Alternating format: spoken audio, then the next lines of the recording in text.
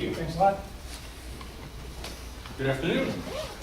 Good afternoon. Am I still awake? After lunch.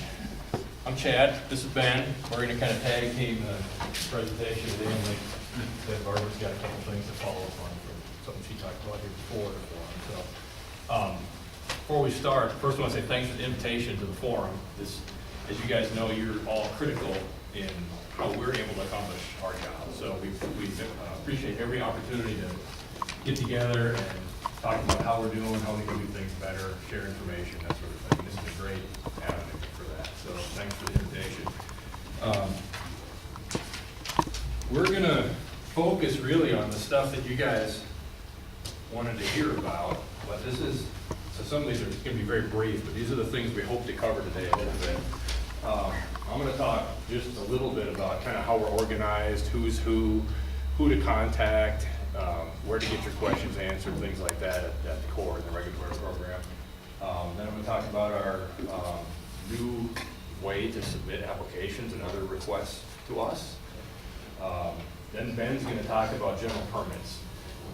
He'll start out with kind of a basic description of what they are, how they work, and that sort of thing, and then go into the details of our new handy-dandy GP4 for transportation in Minnesota, and then some of the other regional general permits that are available in Minnesota.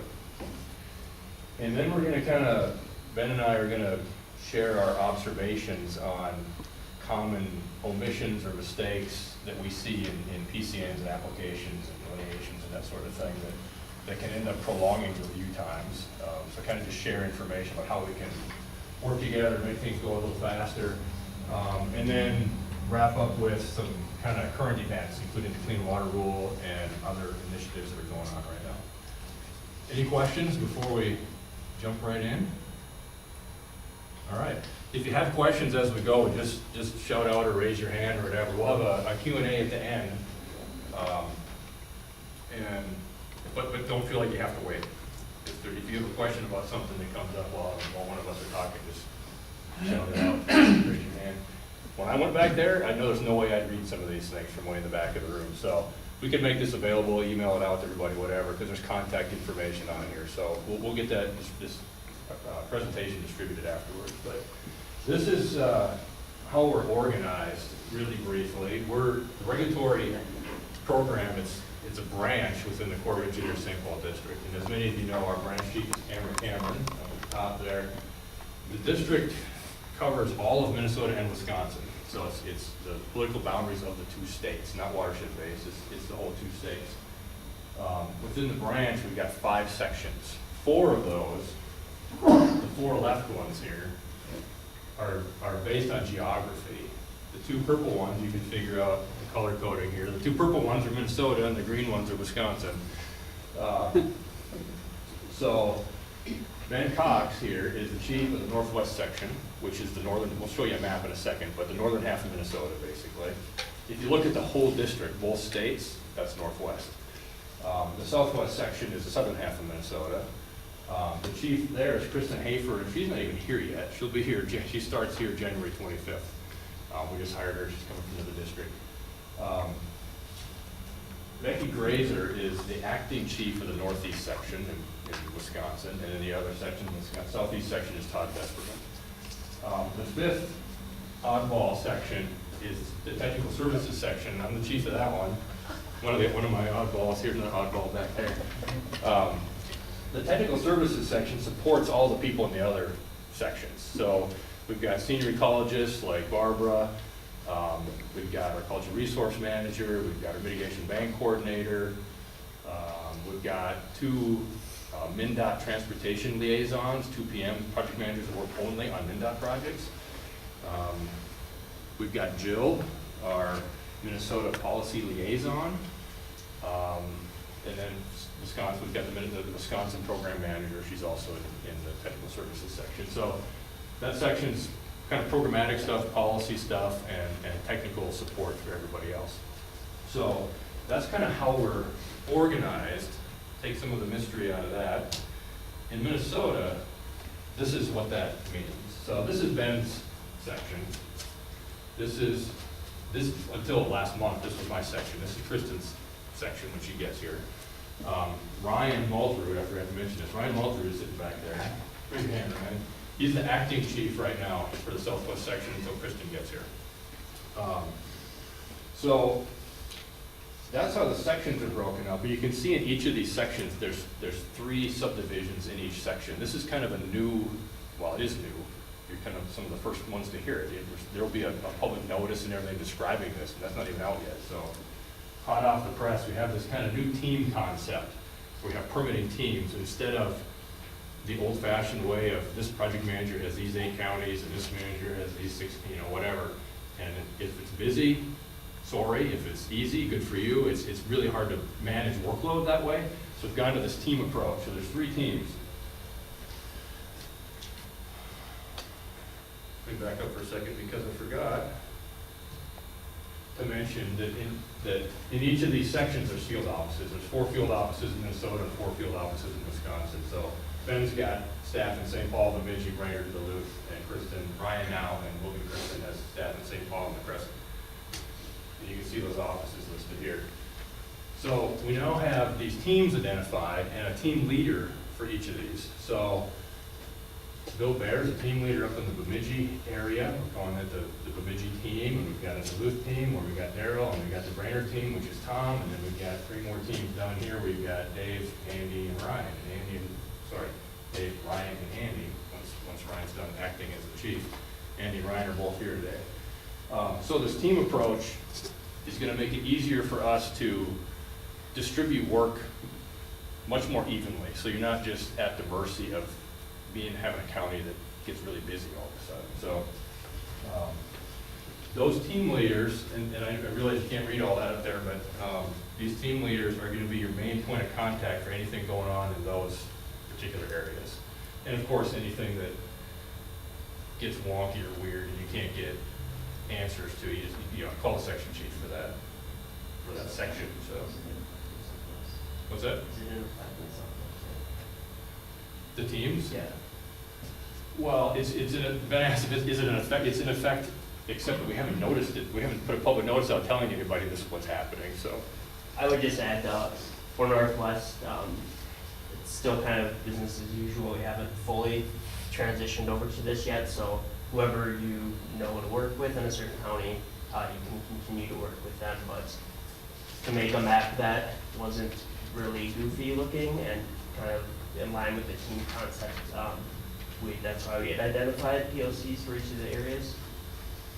you remember the old maps that had all kinds of different colors, and this PM had all these and whatever. So we're transitioning from that to this. But so this is what it's going to start looking like. Now, the main POC, they're called primary POCs on here. It's not the person you call for everything all the time. Once someone submitted something and you get that acknowledgement card that we send back right away every time we get any kind of request, that says who your project manager is. Once you've got that, then you know who your project manager is. That's who you would deal with. So that hasn't changed.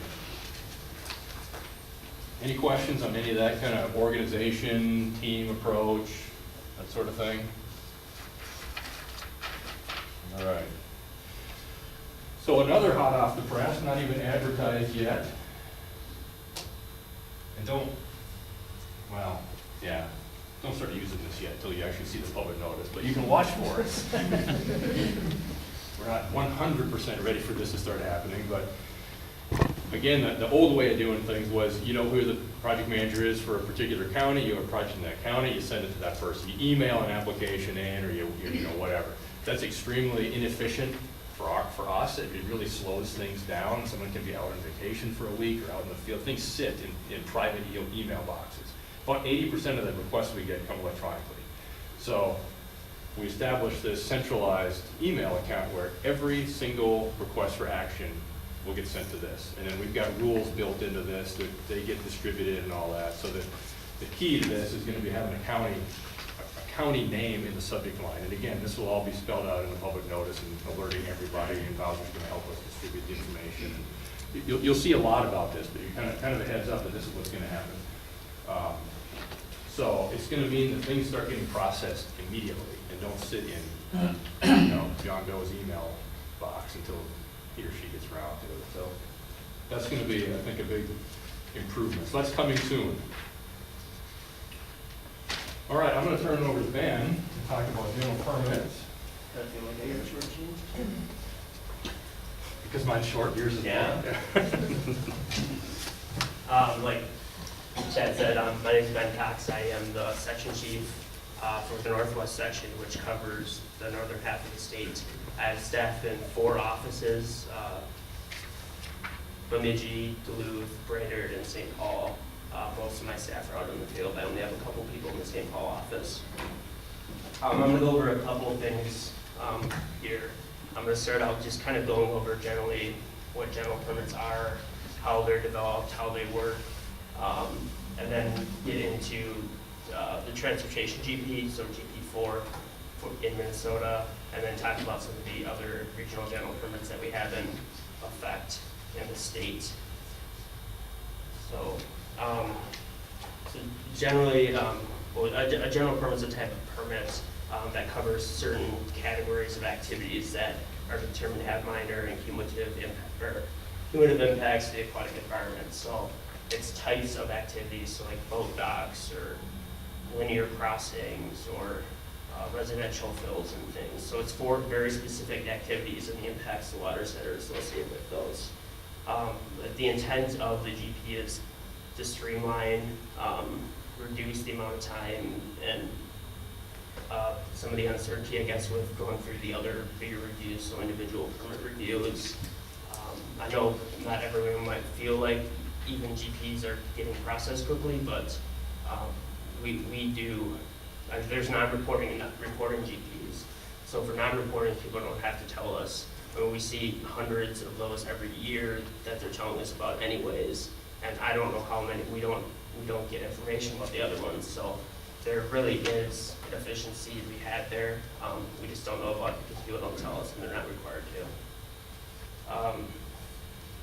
So just kind of how GPs are developed, we're authorized to develop general permits and regulations. They go through the exact same process that individual permits go through, so standard permits and letters of permission. We're required to comply with all applicable laws. The difference between them is we set these up in advance and for categories of activities as opposed to very specific activities and locations. So maybe with type of driveways or linear crossings in general, we evaluate that, the effects of that on the aquatic environment and other aspects required under NEPA, make sure it's compliant with the 404B1 guidelines and that it's in the public interest. We issue that permit, and then projects that fit within the bounds of those are authorized by that. So permits actually aren't being issued when we send out a verification letter. There's no permit that's issued. We're just verifying that the project or the discharges of work is consistent or eligible for the general permits that it's under. So we do, they're issued in compliance with all federal laws and other applicable requirements. So we have to do National Historic Preservation Act Section 106 of that when we issue these. We often can't do that generically across the board, so that's where a lot of time and additional information is often needed because those are very specific. Same thing with the Endangered Species Act and Section 7 of that. We can't, across the board, do a blanket coverage for compliance with that. So we do a decision doc, so like I said, the public interest review that we're required to do, compliance with the Section 404B1 guidelines and NEPA, and they're usually done in the form of an EA. And that there's a decision document for each of the general permits that we issue. Just like any other permit, Section 401, water quality cert in Minnesota, the Pollution Control Agency is the responsible agency for that. So I think we have they're issued for each. There's individual certs for each of the general permits that we have in the state right now, but we can't issue a general permit if the state denies water quality cert. And sometimes the generic or blanket nature of these activities, we just can't we need people to submit still and ask for verification because there's just some things we can't do ahead of time. Some of the compliance with other laws, mitigation stuff, and so on and so forth. So if we're not seeing them, we're not able to ensure that we're issuing or the general permits in compliance with those laws.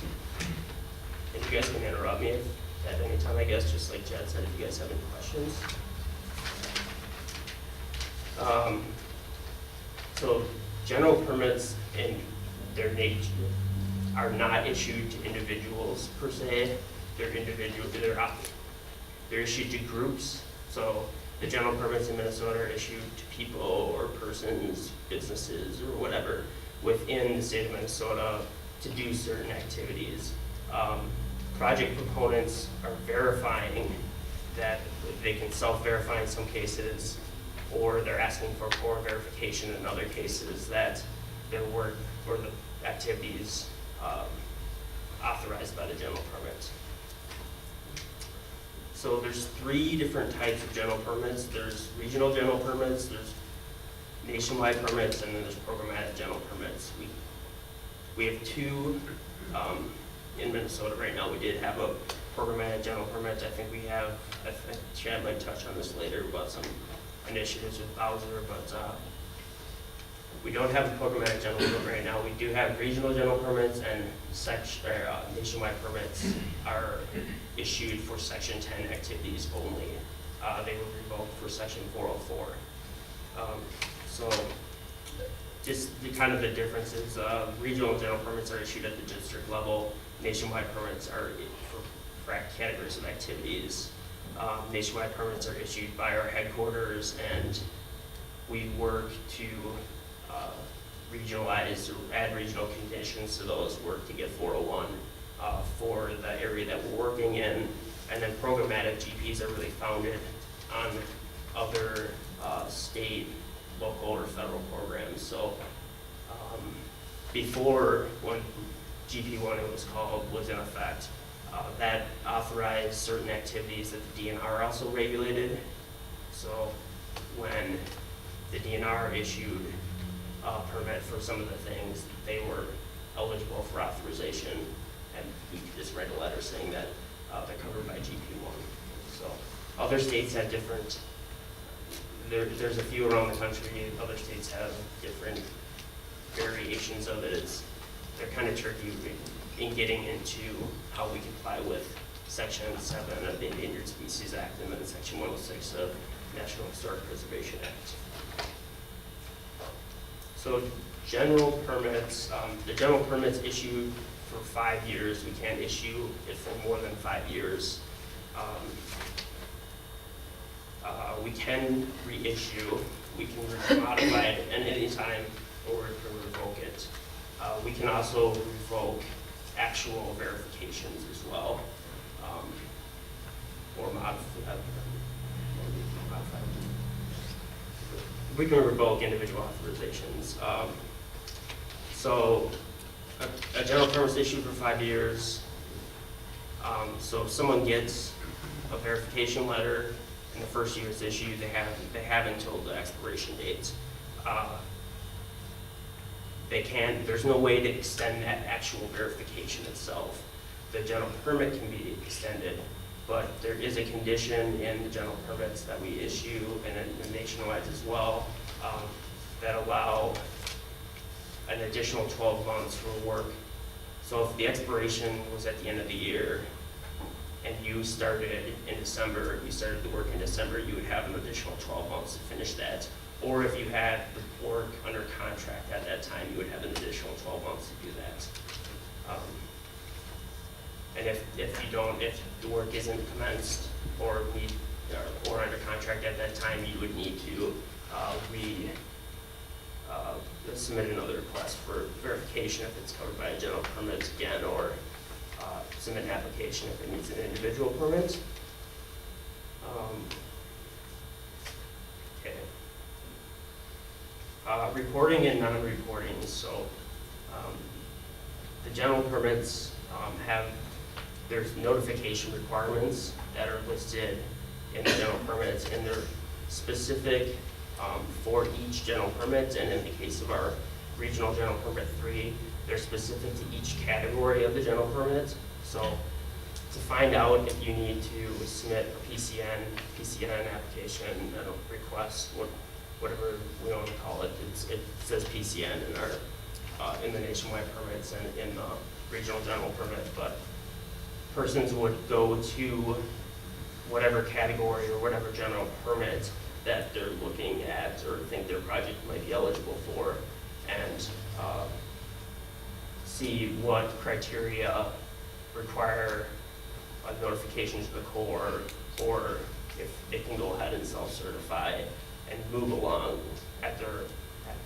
on their own, and they can also, if there's uncertainty or people just want added safety or of getting that from us. This certainly can still happen, but non-reporting activities do not need notification, and there's no requirement that you receive a verification letter from the Corps.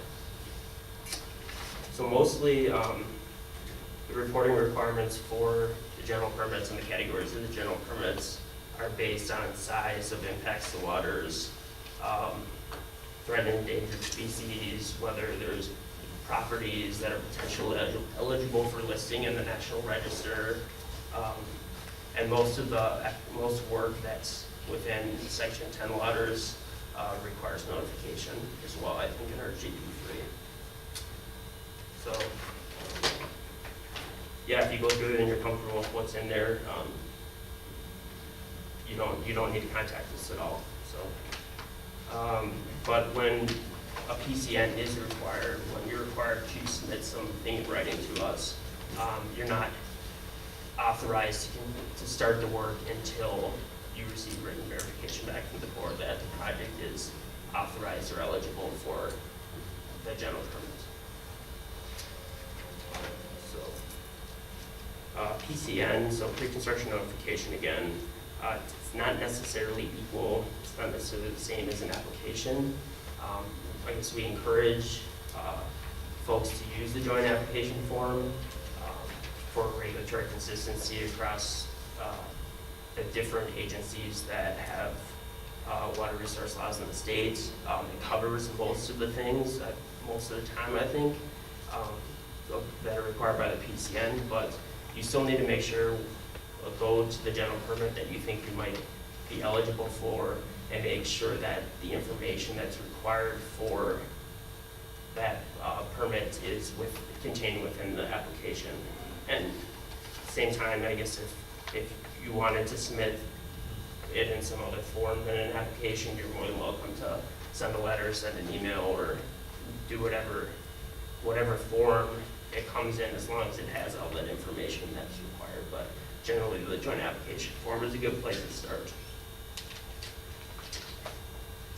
I already said PCM requirements are specific to each general permit.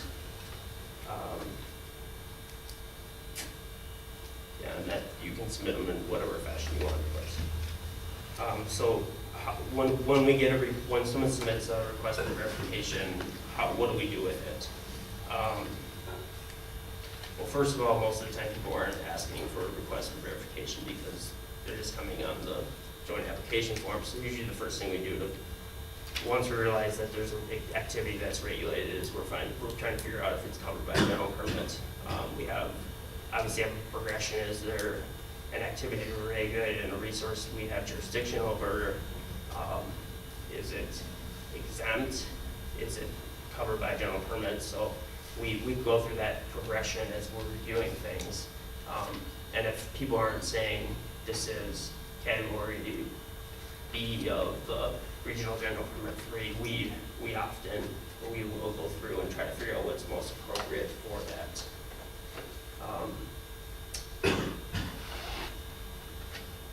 When there's multiple, we've kind of created somewhat of a mess, I would say, in Minnesota with the regional general permit 3. There are multiple categories in some cases that cover activities, which is unfortunate, I guess, but it's just the way it is. So there's some, at least before the transportation GP went into effect, there were multiple categories in the RGP3 that you could apply in some cases. So when we get those things in, and it might be this category or another category, we generally look at, figure out which one is least burdensome.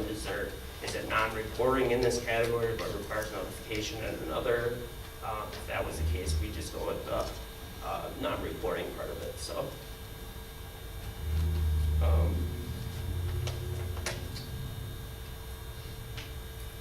So what were you looking for when we get these in? Once we identified, or someone's already identified what category or general permit they're looking at, we're looking to see if the work that they're proposing, the discharges or work in navigable waters, is consistent with the description of the categories. So does it meet all of those requirements? Often they're for very specific sets of activities. They have requirements within that category itself. So we're looking generally to start, does it fall within those bounds? And then does it appear that it's compliant with terms and conditions of that general permit? So does it meet the avoidance and minimization requirements of the permit, which is still required for general permits? And are there any other things that appears that it might not be consistent with? Because if it doesn't, if it doesn't meet the description or it doesn't comply with the terms, probably, or it might be that it needs to be evaluated as an individual permit instead of seeing if it's eligible or authorized by the general permit, if the person doesn't want to change the project. So some requirements, I talked earlier about some things it's just impossible to do beforehand. Some of the things we're looking at, especially now with the northern language bat, so ESA, to make sure that there aren't adverse impacts to endangered or threatened species of the critical habitats, and then also the National Historic Preservation Act, that there are properties potentially eligible for listing in the project area. So those are often the things that slow down our reviews because we have to do them, and a lot of those, when we get into them, a lot of things are out of our control. We have to work with other agencies. We have to rely on other agencies to respond back to us, and I get just like a lot of agencies, it's the staffing and their ability to quickly respond, and a lot of them is limited. So once we get through all that stuff, we can add, so there already are terms and conditions associated with the general permit. We can add special conditions where it's in the public interest, where it determines in the public interest. So often, or for compliance with other laws, but often we're adding special conditions for compensatory mitigation for permanent impacts to wetlands. We're going to be adding special conditions that get us to not likely to adversely affect decisions for the Endangered Species Act or other things for archaeological or historic resources. And kind of at the end of that whole process, we document our findings. We don't do a full-blown analysis like we do when the actual general permit is issued on the front end, but we do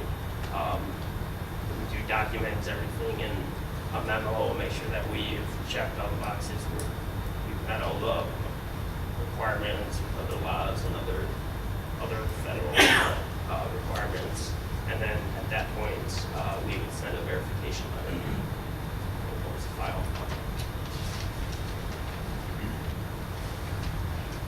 I think that is okay. Just a few other things, just generally about these. So there are some situations, and it rarely happens. I only have known about handful in 10 years that I've been here, but the district engineer, so the person who is in charge of St. Paul District can choose to take discretionary authority over a project that's otherwise eligible for authorization under a general permit. So if there's some circumstances that would lead us to believe that a higher level review is necessary, we could ask just our district engineer to take discretionary authority, and that would move it into an individual permit as opposed to being eligible for a general permit. Like I said, I can't, only a couple, I only know about one off the top of my head. Some of the general permits have exclusions, so you'll want to read the public notice or the other information that's in those.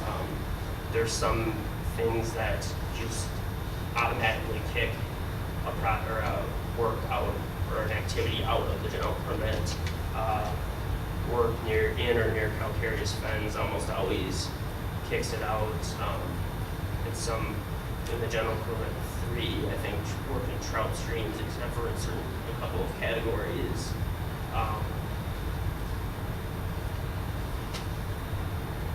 And then projects that have impacts to endangered species. So those are just a couple. But they're all, you need to take a special look at in that general permit to make sure that your project that you're looking at doesn't have any of those, doesn't trip any of those exclusions that would otherwise make it not eligible for that permit. Our national goal for completing review of general permits is, or 80% of general permits is around 60 days.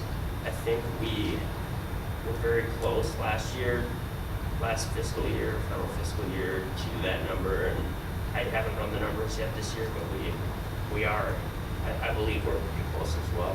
Nearly 80% are done in 60 days or less. Yeah, so Jen said nearly 80% are done in 60 days or less. And probably the ones that are taking longer are the ones that have 106 or Section 7 issues for the most part, or we're just not getting the information or good information. Just last on kind of just general things about the general permits. The definitions are not consistent across all the general permits necessarily. So just because an impact or what is called an impact for one general permit and what counts towards a threshold might not be the same as what's in another one. So you need to be sure to look at what the definitions are for that. I think that's probably one of the most common ones because sometimes it includes just filling or excavating. Sometimes it includes inundation and drainage and all other and other things. Sometimes it doesn't include temporary fills. So when it says what the threshold is, either in the notification or the CAT for it, you need to make sure that you're applying what the definition is in that general permit and not what you think it might, or what you have experience in another one from. Anybody have any general questions about? Yes. Ben, regarding non-reporting, say an entity is doing an activity and they figure it's non-reporting, they start doing it, somebody drives by, sees cattails being ripped up, and they call it for. What typically happens at that point? What do you expect the person doing the activity to do, or to come up with?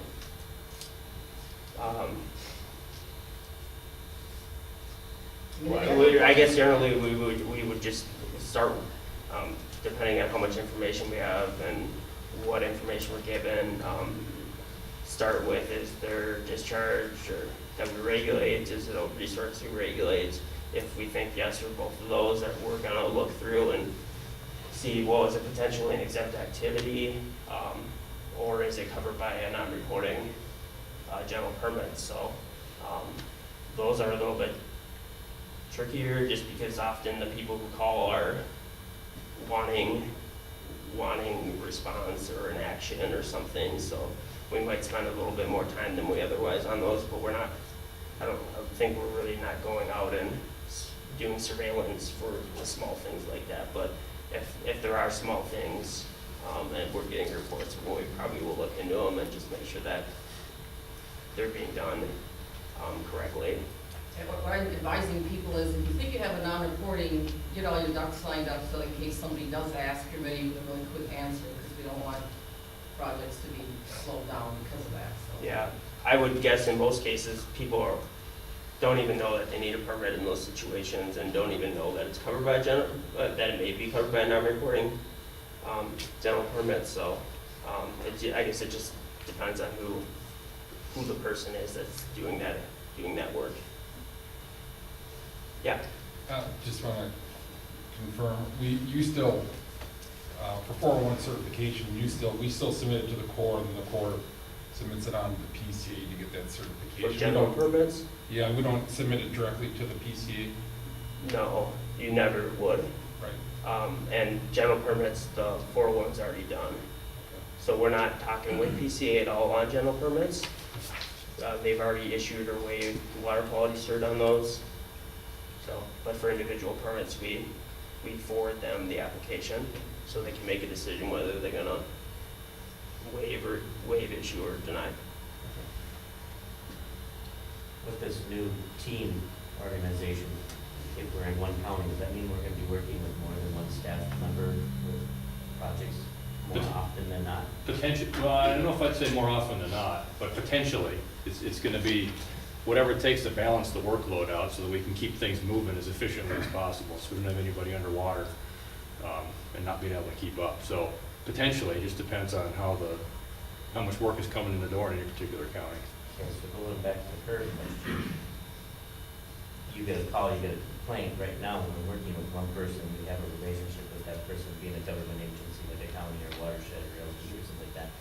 That person will probably call us because we're there. Yeah. Are we gonna lose that cooperative agreement because now we're gonna have some people that don't know who to call and you know what I'm saying? So the complaint should still go back to that main person that we work with, because then we can say, no, this is what they're doing out there. We permitted here as the LGU, and that person would trust that call. If that Is project, that gonna deteriorate a little bit? if there was, well, hopefully not. Our hope is that doesn't happen.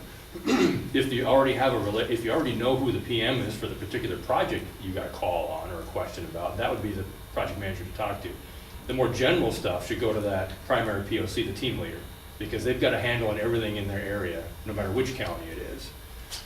So the general stuff that doesn't involve an already assigned project manager would go to that team leader. But yeah, and honestly, I'll say right up front, I should have said right up front, one of the things we have to be most careful to maintain are those relationships. And a lot of people really like that, and understandably that I know exactly who to call in this county every time. And that's a good thing, and we want to maintain as much of that as we can. But we have to be able to balance out the workload so that we're not affecting applicants by having, some PMs unable to keep up, basically. So it will afford us the opportunity to spread things out a little more. I would But just- relationships are very important. I would just add, there's no more than 4 people on any of the teams. Right. It's 3 or, well, 2 to 4 on any particular team. So it's a small number of people on each team. You're not gonna be dealing with a pool of 20 people, in an area, in any given area. It'll be a smaller group of people. Yeah. Are you gonna have this geographic team framework and your POC contact information on the regulatory website? Yes. There's a whole outreach plan that, like I said, this is kind of coming soon, hot off the press information. Yeah, there's gonna be public notices on the webpage, all kinds of stuff. Yeah. We've run into issues with PII, and we have been told that we have to take down all of that. It was never our choice to take down that information from the website, the maps, and the contact information for each of the counties. It was absolutely out of our control. So yeah, it's best we're able to get information on there. Yeah, But, I might have misunderstood. We can't put names and people's phone numbers on the website because of federal law. but we can put who to call if you're in this area. We just can't put the name of the person, you know, or we can have an email address. We can't associate a name with contact information. Like I said, nothing we can do about it, federal law. Are there different federal laws that apply to the, say, the U.S. Fish and Wildlife Service and the Corps? There's different Because headquarters different that are federal enforcing differently than others, I would say. We're under Department of Defense, and so yeah, there would be different rules in the Department of Defense than there are in the Department of Interior, for instance. Yeah. Okay. Yep. So, but what we do is, for people we work with routinely, it's one thing, we can't put personally identifiable information on the website, but a consulting firm, an SWCD, whoever, we can just send you the map of who to contact and all the phone numbers and names and everything else for you to use in your office or whatever. We just can't post it publicly on our website. So, and we do that routinely. We have maps that have all that restricted stuff on it, and we just have to give them out individually to different folks. And we'll be more than happy to send this along when we're done here, so you guys have that Just information. don't put it on any of your web pages. Yeah.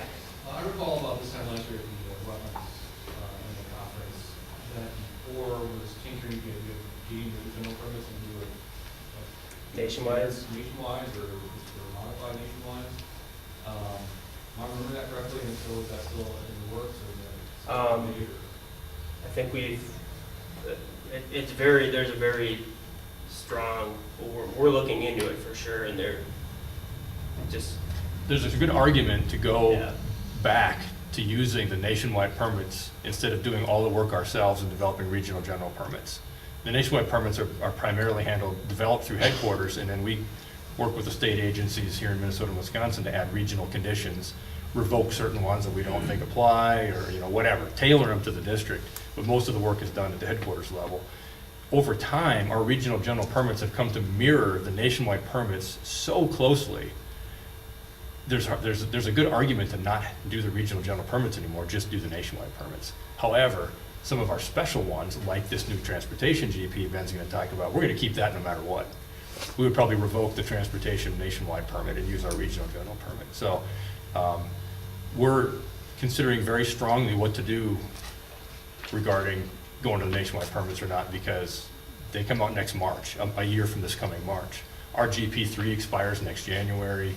So there's things have to happen no matter what. So we're trying to figure out what we're going to do. And it might not line up with the rest of the nation and issuance of the nationwides. We might revoke them again right away, but then do it at a point later when we're better able to resource that task. We might actually be a little bit behind. Yeah, we may not, if we go to the nationwide permits, we might not get it done by March when the rest of the country does. But as long as we're still covered by our own regional ones, we can take longer because we're covered. But what the deciding factor will be is what's most efficient and least burdensome. The whole point of general permits being in the regulations is to make it easier and faster for the regulated public and for us. So those are actual requirements for making a general permit. So whatever's going to work the best is what we're going to do. Fun fact, over 95% of the permits quote-unquote permits, verifications technically that we issue are general permits, not individual permits. We do, I don't remember the exact number, many thousands a year in the district. We're in the top 3 districts for volume nationwide out of 38 districts, but over 95% of them are general permits. The rest of them are individual permits. And like I said before, 80% of those general permits are done in 60 days or less, which is the national standard, 80% of them. Can you explain a little bit about an LOT and how it's an abbreviated individual permit, and does that require a Jacob landowner list and that kind of stuff? Throwing all the hardballs out here. Yeah, so the letter of permission is supposed to be an abbreviated individual permit. It's categorically excluded for NEPA purposes. So we don't do NEPA, well, we do NEPA, but it's CADX. There's just a little bit of difference, really. I think the level of documentation and the rigor of review is less for letters of permission than they are for standard permits. We are not requiring adjacent landowners, information for letters of permission. The procedures are spelled out in Minnesota in LOP 05. So adjoining landowner information isn't required. At the end of the day, if you look at a file, if you looked at one of our files and looked at what we did and what the decision document looks like, you would have a hard time telling the difference. Well, hopefully with standard for doing permit- it right, you should be able to see the difference. There's no 30-day public notice. That's one thing. It's expedited because there's no public notice period. And then how hard we look at it, how hard we scrutinize it, and how much we have to document it is commensurately less if it qualifies for the LOP. Oh, Yeah. and PCA waives 401 for letters of permission, so they will never be involved in that capacity when a project qualifies for an LOP. Is that true always, that they'll waive? No, Okay. LOP 05 Minnesota, they waive, right? It's case by case. LOPs are procedures, they don't have expiration dates. Okay. It's not like a general permit where they waive, and then they have an opportunity again in 5 years to look at whatever the reissuance or what the new proposal is. LOPs are procedures, so they don't expire, so them waiving when they did, yeah, effectively doesn't, we don't need 401 on those.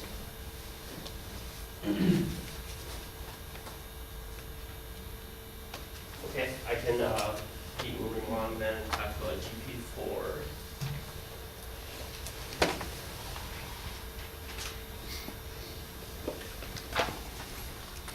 So we're pretty excited about the transportation GP. It was issued just a couple of months ago. We had a team of, I don't know, 6 or 8 people who worked on it very hard for probably about a 6-month period, maybe even longer.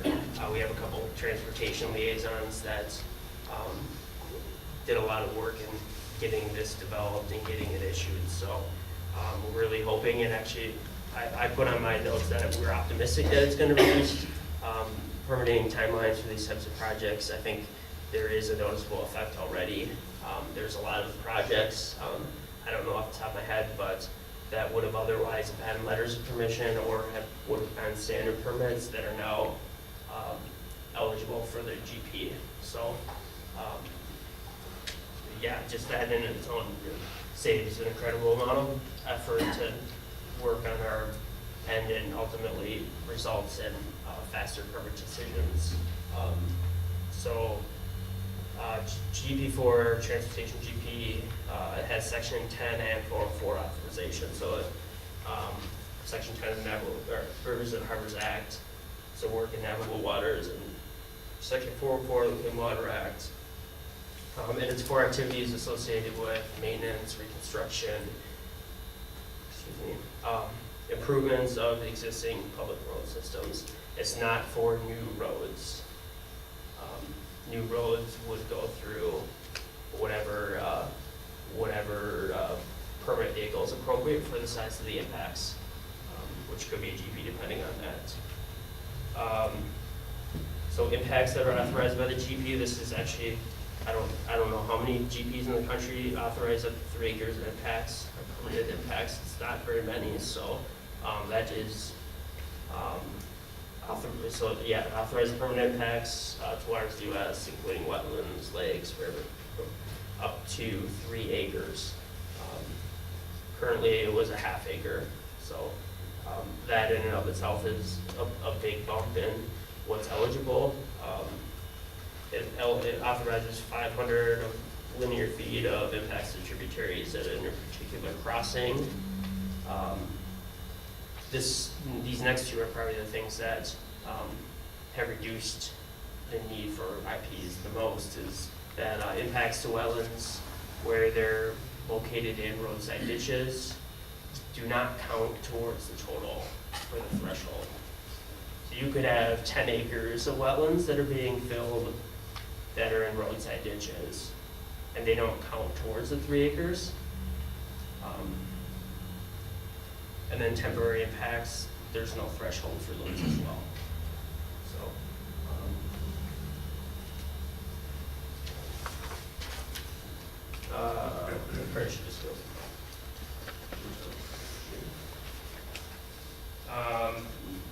There's several exclusions. Let's go through this. There's a list of exclusions like any other general permits. Calcareous fen, there's things with dangerous species again. Stormwater ponds are not authorized when they're greater than a half an acre in size, and that counts towards the threshold, so you don't get 3 acres of impacts plus a half acre for stormwater ponds. And I think there's an alternatives analysis, an additional alternatives analysis required along with that. So, reporting activities. So the reporting, the threshold for impacts to Waters US is 1/10 of an acre. So, and less than a half acre of temporary impacts. So for projects that meet those criteria, and there's some other reporting requirements, you don't need to, they're not reporting, you don't need to tell us, and you don't need to receive verification from us, so long as it complies with the terms and conditions. Yeah. So would impacts to road, wetlands and roadside ditches be treated the same in the other regional general permit, the RGP 3? No. No, just because of how the GP is set up. So, no, it's only within this one. We'd have to make a change to the GP3 for it to look like this. And it expires in a year, so we'll, So do you foresee that being something that's, if we don't go to the nationwide permits, then there's several changes we would make to GP3 that, with only a year left before we have to reissue it, it's not worth reopening it now, getting a new 401, doing all that. It would waste a lot of time. So we're just waiting. We're living with it for another year, and then we'll either go to the nationwide permits or implement all the lessons learned over the last 5 years of GP3 and make some changes. are you Like that, able that's a good to example. kind of consider, you know, the new way you're treating the roadside ditch wetlands? Well, we may not have Invest any in choice what over it, consider- depending on what happens with Clean Water Rule, and Chad will update you on that. But there are parts in that speak in varying degrees to ditches, and so The GP4 was written in a way to work whether or not the new clean water rule went into effect or stayed in effect or not. So the language is very specific in there. But as far as wetlands and ditches, we're not trying to protect wetlands that happen to form in the bottom of a ditch that was excavated in an upland. That's what we're trying to say. We're not counting that in the threshold. So there's a big but, or a big unless that ditch is draining a wetland. That's important. That's the last part of that sentence in here. So if the ditch is draining a wetland, that's different. But otherwise, these ditches dug in uplands that happen to have wetlands develop in them, we're not counting those against these thresholds. It turned out there were a lot of things that were requiring IPs just because of the acreages adding up in roadside ditches. So we're just like to think we're getting smarter and making things better, easier.